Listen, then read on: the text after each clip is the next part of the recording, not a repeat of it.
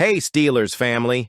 We know this team is always striving to get better, constantly looking for ways to bring championships back to the Steel City.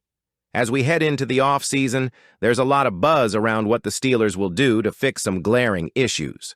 But what does that mean for us as fans?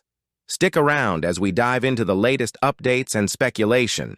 Before we jump in, make sure to hit that like button and subscribe to the channel. It's the best way to support your Steelers content and keep up with the latest news. All right, let's break it all down. Coach Mike Tomlin recently hinted at some changes during his season-ending press conference, saying, "I'd imagine there are going to be some things that change around here on a lot of levels." Sounds like big news, right? But so far, there hasn't been much movement.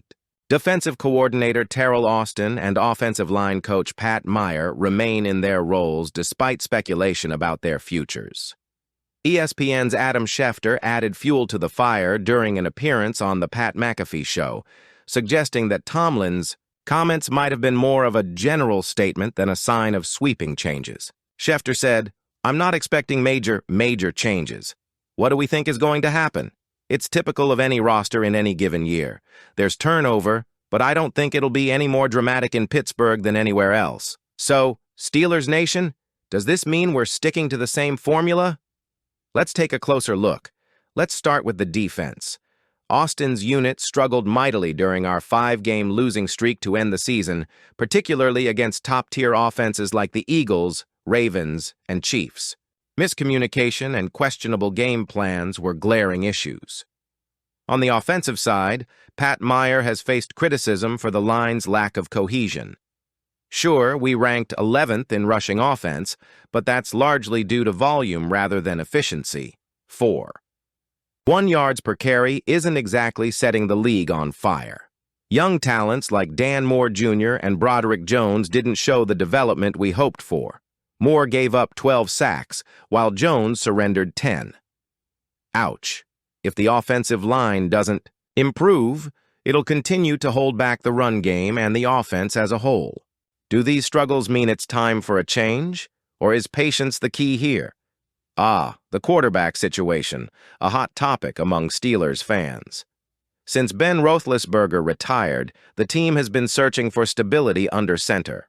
Last season, the Steelers tried both Justin Fields and Russell Wilson. Fields showed flashes of promise, but his inconsistency and lack of wins against top competition left doubts. Wilson, on the other hand, opened up the passing game, but couldn't deliver in crucial moments, averaging just 174.5 passing yards. During the team's 4-game losing streak to end the regular season, neither option feels like the long-term answer. And with the number 21 pick in the 2025 NFL Draft, finding a rookie savior might not be in the cards. So, what's the plan? Free agency offers some intriguing veteran options: Sam Darnold, Jameis Winston, and maybe even a trade for someone like Kirk Cousins or Derek Carr. But is another stopgap solution really what this team needs? Here's the hard truth, Steelers Nation. It's been 8 seasons since our last playoff victory. While Tomlin's record of avoiding losing seasons is admirable, we're stuck in a cycle of mediocrity. Is it time to shake things up, or do we trust the process and ride it out?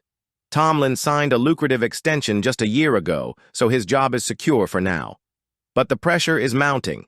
James Daniels joined the Steelers in 2022 with high expectations. As a veteran presence, he brought stability to the offensive line, a unit that's been in a constant state of flux for years. But 2024 was a different story. Daniels suffered an Achilles injury early in the season, sidelining him indefinitely. And now, as we approach the offseason, all signs point to Daniels moving on. Steelers insider Mark Kaboly shed light on the situation, noting that Daniels hasn't been seen in the locker room since his injury. Kaboly explained, "It's unusual for young players, but not veterans on expiring contracts. Daniels was told before the season they weren't interested in re-signing him." With Mason McCormick stepping up at right guard, Daniels' role appears to have been filled. And with his Achilles injury likely affecting his market value, Daniels seems to be focusing on getting healthy for free agency rather than making a return to Pittsburgh. Let's be real. Our offensive line wasn't exactly a strength in 2024. Injuries to both Daniels and Troy Fautanu disrupted any chance of building continuity. While Fautanu is expected to return healthy, questions remain about the left side of the line and the overall depth of the unit. Here's the deal. Whether it's Kenny Pickett, Justin Fields, or a new quarterback under center, the success of our offense hinges on the big guys up front. And while the emergence of McCormick is promising, we need more than just potential. We need dominance. The youth movement in the trenches. Over the last few seasons, it's been clear the Steelers are committed to getting younger and more dynamic in the trenches. That's a good start, but let's not sugarcoat things. This group has a long way to go. Dan Moore Jr. and Broderick Jones struggled mightily in 2024, with Moore allowing 12 sacks and Jones giving up 10. Those numbers are tough to swallow, but they also highlight the importance of player development.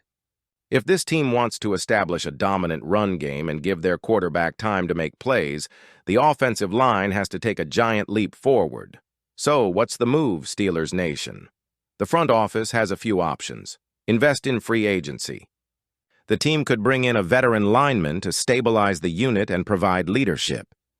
But with limited cap space, this option might not be realistic. Focus on the draft. The Steelers could use their picks to add young talent to the line. But as we've seen, rookies need time to develop. Stick with the current group. Trusting the development of players like McCormick, Moore, and Jones might be the most cost-effective solution, but it's also the riskiest. A bittersweet goodbye to Daniels. Let's take a moment to appreciate what James Daniels brought to this team. He was a solid addition when he arrived in 2022 and played a key role in stabilizing the line during his time here. Unfortunately, his Achilles injury and the emergence of McCormick have made his return unlikely. While it's tough to see a veteran like Daniels go, the reality is that his departure opens the door for the next generation of Steelers linemen to step up. And if this team is serious about contending, that development has to happen sooner rather than later. Now, we want to hear from you, the best fans in football. Do you think the Steelers need to make drastic changes to the coaching staff, or should we stay the course? Who do you want to see under center in 2025? A veteran quarterback, a rookie, or someone already on the roster? How do you feel about the team's playoff drought? Is it time for a full rebuild, or are we just a few pieces away from contention? Drop your thoughts in the comments below. Your passion and insights drive this community, and we can't wait to hear what you have to say. If you enjoyed this breakdown, don't forget to like this video and subscribe to the channel. We've got a lot more Steelers content coming your way, and you won't want to miss it. Here we go, Steelers Nation. Let's keep the conversation going. What do you think the future holds for our team?